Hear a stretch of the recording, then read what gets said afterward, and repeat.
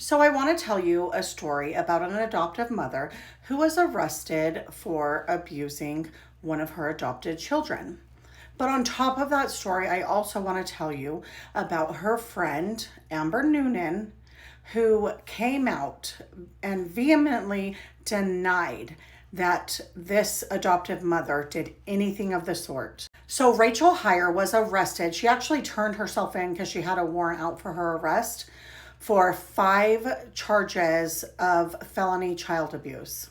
So, being an adoptive mom myself and a previous foster mom, I have gone to hundreds probably of support groups, and I have seen several foster moms and adoptive moms excusing bad behavior, excusing the adoptive or foster parents their abuse to these children. So this friend of Rachel's, before I get into what Rachel did, she even went to the news station. I don't know if she was just trying to get her 15 seconds of fame or if she really truly believed this, but I cannot find anything now. So I'm glad that a few months ago when I started researching this that I took some screen grabs and stuff because I can't find anything now. So maybe she recanted.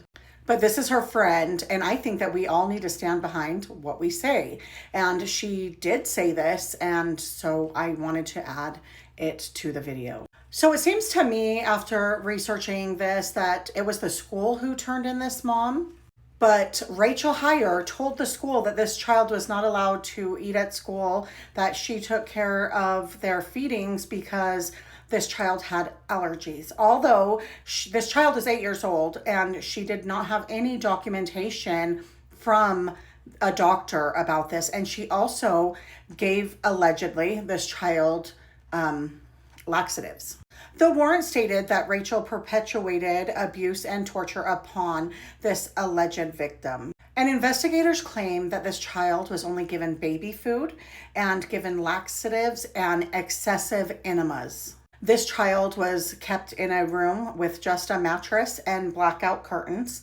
And of course, like a lot of times I see in abuse cases, cameras in the room. Now, her friend that inserted herself into this investigation, Amber Noonan, said that the reason why there was nothing in the room was because that this 8-year-old child would smear poop all over the walls, which is common in foster and adopted children. I wouldn't say common. I would say it does happen. The child claims, though, that they were forced to use the bathroom in the room because they were locked inside and there was no bathroom in there. Now, this is a punishment I'm not sure that I've heard of before, but while this child was locked in this room, Rachel would blast jazz music in the room as punishment. Now, Rachel's friend, Amber, claims that Amber had reached out for help multiple times and was not able to receive any help. But also tell me why you would defend someone like that.